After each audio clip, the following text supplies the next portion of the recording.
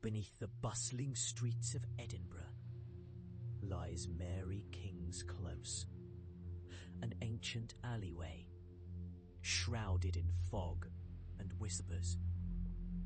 Here, history clings to the damp stone walls like a fraying tapestry, woven with the frights of the past. Tales of plague and loss echo within the shadows.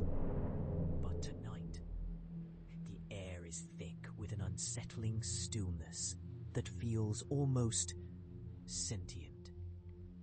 As dusk settles, the narrow confines of the Close grow suffocating, the air growing heavier with each hesitant step taken on the uneven cobblestones.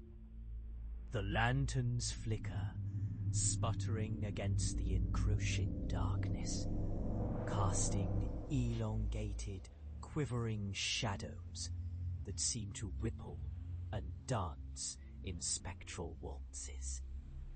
The haunting silence is only broken by the distant scuttling of rats, small and beady-eyed, their presence a sign of something foul burrowing beneath the surface. Several voices whisper amongst themselves, flickering in and out of audibility. Gleeful children, perhaps, long since passed by the echoes of laughter that seem to carry on the chill breeze. Each whisper sends a shiver down the spine, as if the very walls breathe these forgotten words, words that linger in the mind, leaving an itch that cannot be scratched. As the night deepens, an unsettling unease takes hold. A cold draught snakes through the alley, wrapping around the figure of an unseen presence. Just ahead lies a doorway, half ajar, leading into an abyss of darkness that feels alive and hungry. The air thrums with anticipation, and instinct warns against the threshold that beckons like a moth to flame. With a hesitant breath, one foot crosses the threshold, the other forgotten behind, as if caught in a tense duel with fate. Inside, the space constricts, the walls closing in like a claustrophobic embrace. A single candle flickers on a forgotten table, illuminating a tattered journal draped in dust.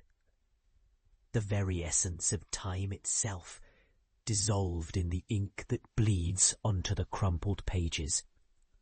As fingers trace the faded script, the words leap to life, swirling visions of plague-ridden bodies, desperate cries muffled beneath layers of stone. A name lingers in the air, a name once uttered in hushed tones, tied irrevocably to the grim tales of the Close. Mary, it murmurs, shifting from breath to moan, a plea interwoven with shadows.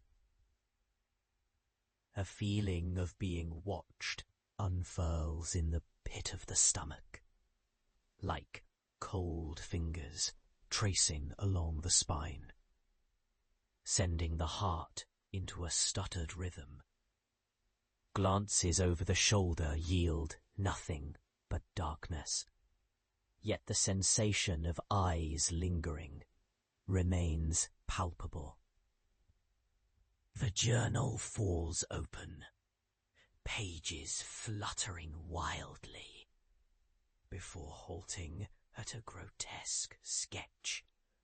A figure, serpentine, grotesque, a face twisted in sorrow and fury, bearing a striking resemblance to the likeness of a woman, lost, trapped in her own haunting.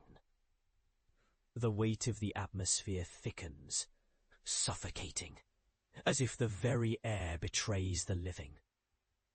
Each breath becomes a conjugation of dread and foreboding. The candle sputters. A single wax tear falls, pooling on the table like a drop of blood. And then, silence.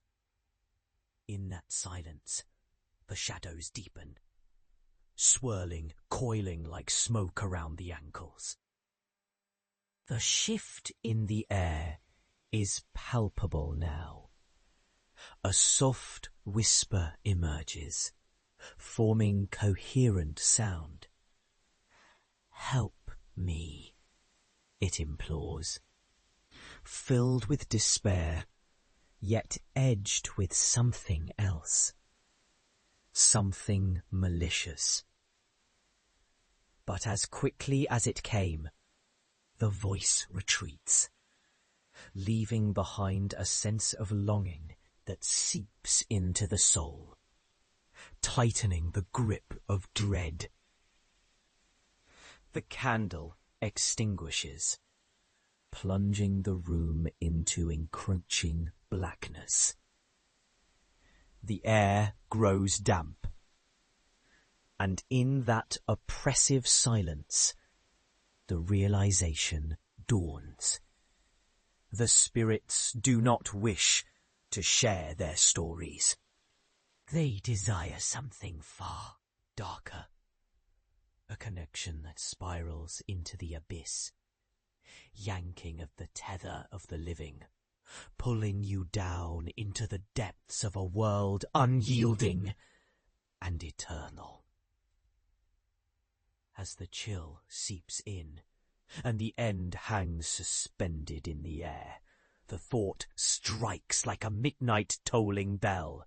Once you enter, the close does not let go.